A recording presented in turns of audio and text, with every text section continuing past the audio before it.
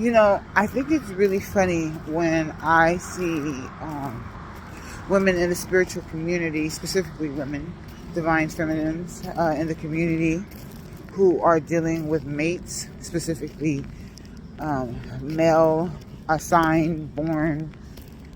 They recognize that they're a male mate.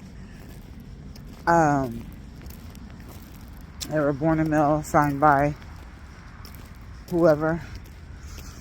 They will pour into a friendship, check up on the friendship,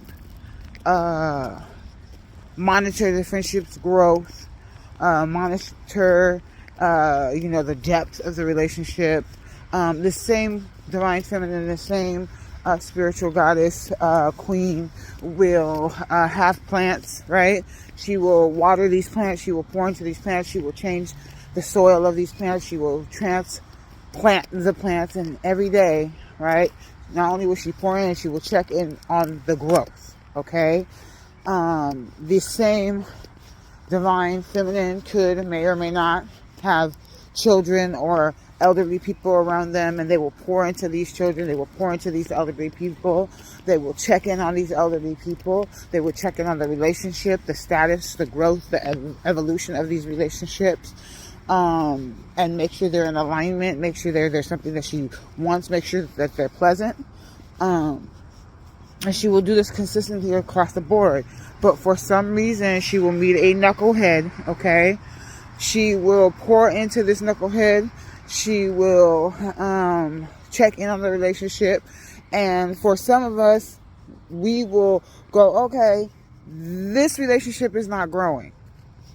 And I'm with the understanding that it's not going to give anything back. There will be no growth. There will be no reaping of my rewards in this relationship. But I'm going to continue to pour into it. I'm going to continue to water it. I'm going to continue to call him, see him, check up on him while the return is zero. Right? And I find this very interesting and funny because if it was the other way around, right? If this same divine feminine goddess, feminine energy were to get a plant and she's watering the plant, she's changing the oil, she's transplanting the plant, she's doing all the things, she's doing all of the things, okay? If she was to get this plant and it was like an apple or an orange or some type of fruit plant and it didn't produce the fruit, she would do one of two things, okay? She would take it to a specialist, right? Figure it out herself, right? And if it continued with all of her best efforts not to grow, not to produce or reproduce any plants, any fruit, she would get rid of the plant. She wouldn't make excuses for it. She wouldn't buy fruit from the store. You feel what I'm saying? And place it on the plant. And these are things that we do with men. We go, oh, he ain't got no, so let me go get him some. No, baby. He ain't produced it. That's why he ain't got it, okay? We wouldn't do that if we were with a child. If we had a child, okay? And we were pouring and loving and giving into this child. And 10 years later, this child is still pissing, shitting, vomiting, not able to verbalize itself, not walking or talking. The parent, the mother, would go and seek expert attention to take care of this issue, to figure out what's going on. Okay? Now, she wouldn't get rid of the child, and some may. That's not for my judgment. But either way, she would find it odd that she had a child and 10 years later, this child has not evolved, has not grown, has not achieved any regular milestones.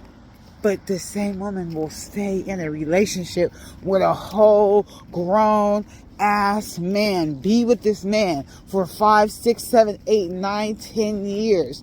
And the relationship between them haven't evolved. The relationship between this man and her kids haven't evolved.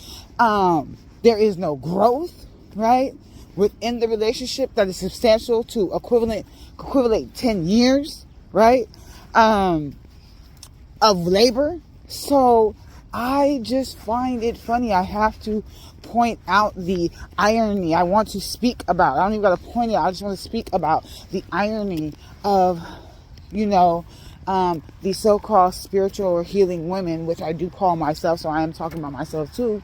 And I had to recognize and check this within myself, which is why I'm bringing it to the forefront, is how strange and how odd this is. We, as divine feminine, as goddess, as nurturers, right, as beings of the light, we know that there is a process to growth and evolution, not only within things and beings and energy, but in relationship. Yeah, even with a parent-child relationship, the relationship grows and evolves, or at least it's supposed to, right? And we adhere to those processes of evolution, right, with the expectation that it will happen in a certain time. Now, it doesn't have to be a very strict timeline, but there is some type of movement of growth. The only time we do not adhere to the natural nature or order of these processes are when we are in relationship with somebody's dusty ass son. Full stop.